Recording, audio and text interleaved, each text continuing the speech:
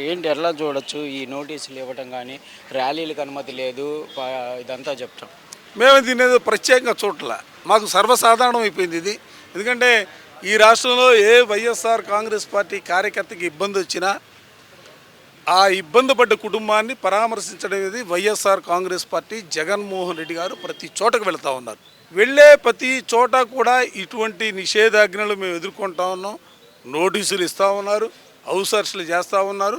వాళ్ళు సర్వసాధారణమైనది కాబట్టి మేము దీన్ని ప్రత్యేకంగా చూడలే. అసలు నోటీసుల్లో ఏమని ఇస్తున్నారు సార్? మీరు రావద్దంటున్నారా, ర్యాలీలు నిర్వహించద్దంటారు? వాళ్ళు అసలు ఆ నోటీసులు మాకు ఇస్తేగా గోడ మీద పెట్టి ఫోటో తీసుకుంటున్నారు, ఆ నోటీసు కూడా తీసుకెళ్ళిపోతూ ఉన్నారు. మాకు తెలిస్తే కదా ఆ నోటీసులు ఏం రాశారు ఏంటనేది మాకు తెలియదు. గోడ మీద పెట్టుకున్నారు, ఫోటో తీసుకున్నారు, వాళ్ళంతా వాళ్ళు ఎత్తుకెళ్ళిపోతూ ఉన్నారు.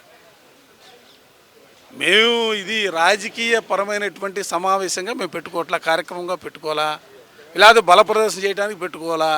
దాడికి గురైనటువంటి అమ్మడి రాంబాబు గారి కుటుంబాన్ని పరామర్శించి వస్తూ ఉన్నారు. అంతవరకే పరిమితం మాకు. అది కేసు నమోదు చేసినటువంటి అంశంలో కూడా ఒక సందిగ్ధత, ఒక్కరిపై మాత్రమే చేశారు, మిగిలిన పేర్లు పెట్టబడ్డారు. అంటే జగన్మోహన్ రెడ్డి పర్యటన నేపథ్యంలోనే ఇవి జరుగుతున్నాయి అనుకోవచ్చు. కేసులకు సంబంధించి పోలీస్ స్టేషన్లో న్యాయం జరుగుతుందని మేము కూడా భావించట్లా.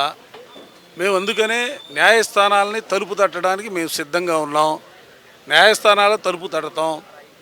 వైఎస్ఆర్ కాంగ్రెస్ పార్టీగా జరిగినటువంటి నష్టానికి సంబంధించి దాని మీద చట్టపరంగా న్యాయపరంగా చర్యలు తీసుకోమని చెప్పి మేము కోరతాం.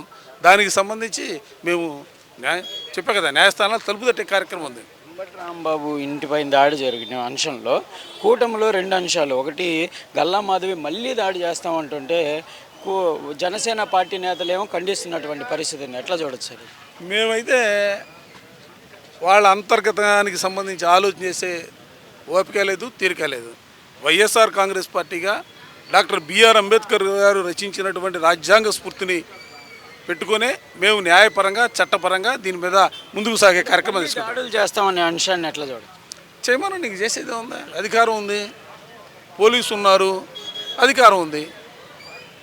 ఇప్పుడు దానికి నేను ఒకటే చెబుతా ఉన్నా, మేము ఎంత కవ్వించినా ఎంత రెచ్చగొట్టినా మేము రెచ్చిపోవడానికి సిద్ధంగా లేవు.